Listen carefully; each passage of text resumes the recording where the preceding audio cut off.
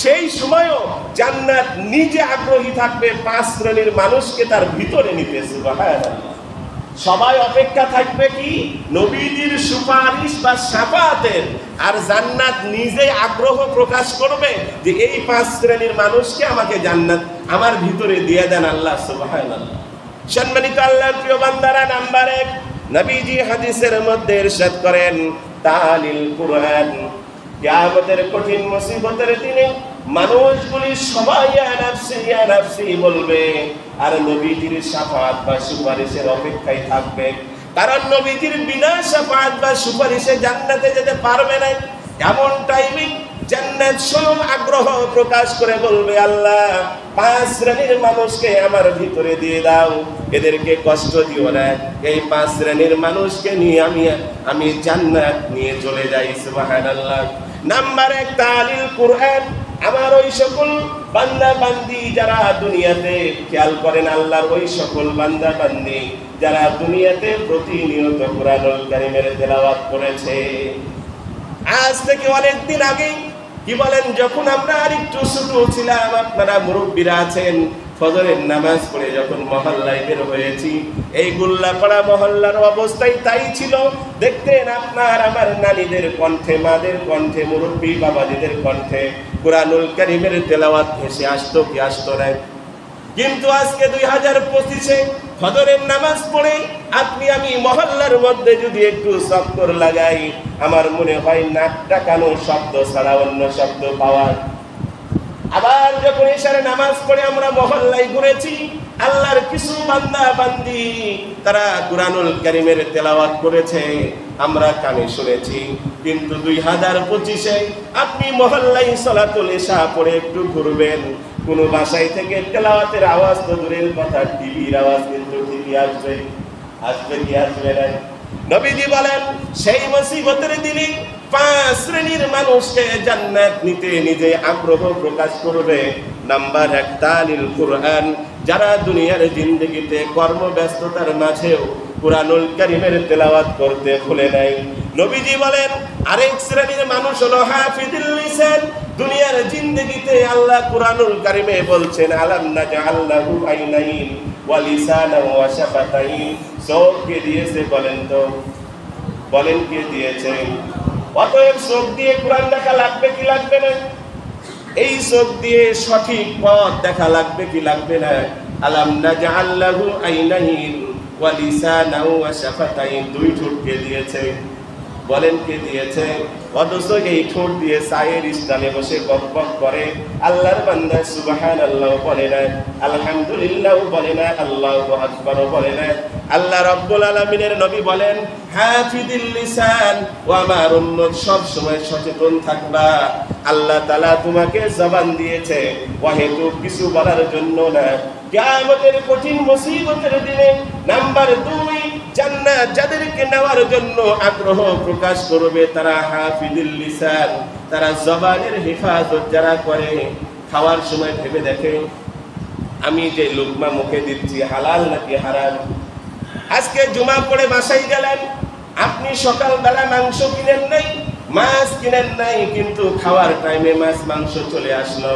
বাড়িওয়ালিকে অবশ্যই বলতে হবে মাছটা আসলো কোথা থেকে, গোশতটা আসলো কোথা থেকে।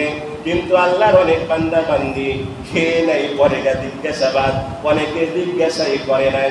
এই জবান আল্লাহ দিয়েছেন হাফিজুল লিসান, যারা জবানের হেফাজত করবে। একদল তো পালিয়েছে, আরেক দল আসার জন্য লাফাচ্ছে। এদের মধ্যে দেখবেন একজন বলেছে, মা বোনদের দৃষ্টি আকর্ষণ করে আল্লাহর এক বান্দা বলেছে, আলেম ওলামাদের বাচ্চা তোমরা পেটে নিও না, বলেছে কি বলে নাই? জবান আছে বলে আপনি একটা দলের নেতা বলে বলবেন, আল্লাহ কিন্তু মেনে নিবে না।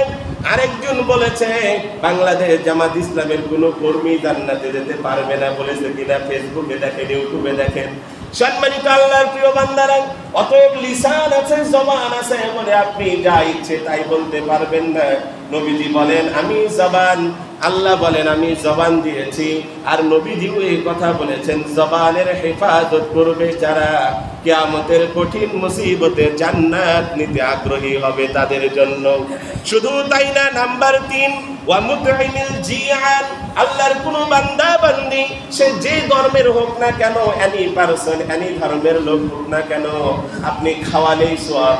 হিন্দুকে খাওয়ালে এক নেকি, অন্য ধর্মের লোককে খাওয়াবেন তাও নেকি, মুসলিমকে খাওয়াবেন দ্বিগুণ নেকি, মুত্তাকিকে খাওয়াবেন ত্রিপুল নেকি। কারণ মুত্তাকি বান্দাটা খেয়ে আপনার জন্য দোয়া করবে, শুকরিয়া আদায় করবে। তো খাওয়ালেই সওয়াব। নবীজি বলেন তৃতীয় নাম্বার আমার ওই উম্মত যাদেরকে জান্নাত নেওয়ার জন্য আগ্রহ প্রকাশ করবে তারা হলো মুতঈমুল তুআম, যারা খানা খাওয়াতে ভালোবাসে। নাম্বার 4 ওয়া মুকসিল বুনিয়ান, দেশে বন্যা কিংবা কোনো মহামারী শুরু হলো, কারো ঘর পুড়ে গেছে, ওই মানুষগুলির কাপড় নাই, ল্যাব কাঁথা পোশাক নাই, সব পুড়ে শেষ।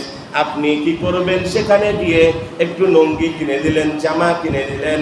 নবীজি বলেন মুকসিল বুনিয়ান, যারা কি বলেন বস্ত্রহীন মানুষকে বস্ত্র দান করে কিয়ামতের কঠিন মুসিবতের দিনে জান্নাত তাদেরকে জান্নাতে নেওয়ার জন্য আগ্রহ প্রকাশ করবে।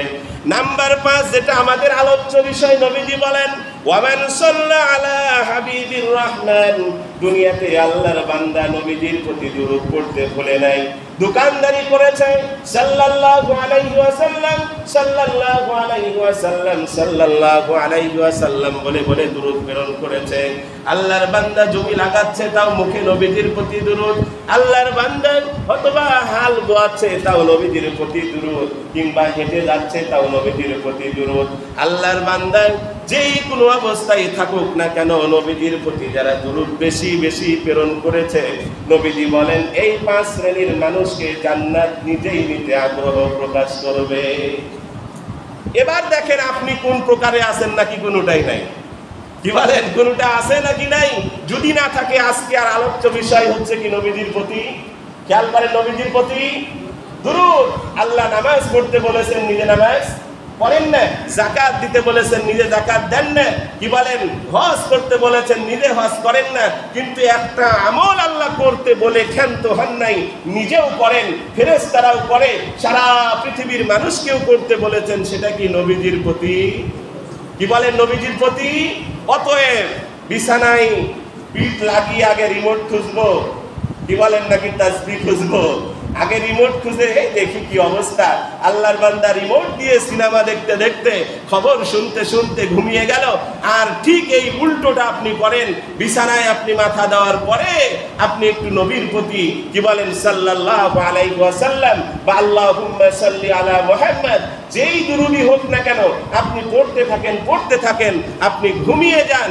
কিয়ামতের কঠিন মুসিবতের দিনে নবীজির শাফাআত তো পাবেন, বরং জান্নাত নিজেই আপনাকে নিয়ে তার মধ্যে ভরে দিবে। সুবহানাল্লাহ। পারবো তো ইনশাআল্লাহ। আগামী জুমায় বাকি আলোচনা হবে, আজকে ফিনিশিং। আরো 4টা হাদিস আছে যা বলতে পারলাম না, আগামী জুমায় হবে। তবে আজকের আলোচনায় কি বুঝলাম আমরা? কি বুঝলাম আমরা? বলেন কি বুঝলাম? নবীজির প্রতি দুরূদ নাজাতের যতগুলি আমল তার মধ্যে এর বিকল্প নাই।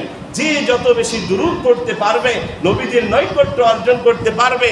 আর আল্লাহ রাসূল বলেন, নবীজি হাদিসের মধ্যে বলেছেন মা মিন আবদিন সাল্লা আলাইয়া, নবীজি হাদিসের মধ্যে বলছেন আমার ওই উম্মত, খেয়াল করেন, আমার ওই উম্মত সবচেয়ে আমার কাছে দামি যে আমার প্রতি বেশি বেশি দুরূদ পাঠ করে।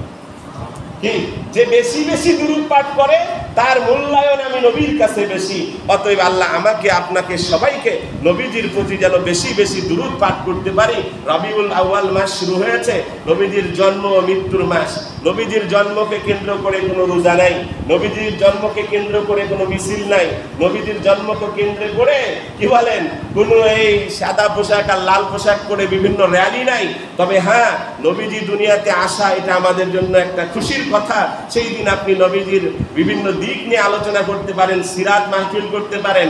আবার নবীজি এই মাসেই যেহেতু দুনিয়া থেকে চলে গেছে, অতএব নবীজির যাওয়াটা আমাদের দুঃখের বা শোকের। অতএব তার হায়াতে জিন্দেগি নিয়ে আলোচনা করতে পারি আমরা, আর সেখান থেকে নসিহত নিয়ে নিয়ে এই দুনিয়ার জিন্দেগিতে আমল করতে পারি আমরা। তাছাড়া রোজা নাই, কোনো মিছিল মিটিং, বলেন মিছিল মিটিং আছে। এক গ্রুপ বলে সব ঈদের সেরা ঈদ ঈদে মিলাদুন নবী। আছে না? আগামী জুমায় আমরা এই বিষয়ে কথা শুনবো। কারণ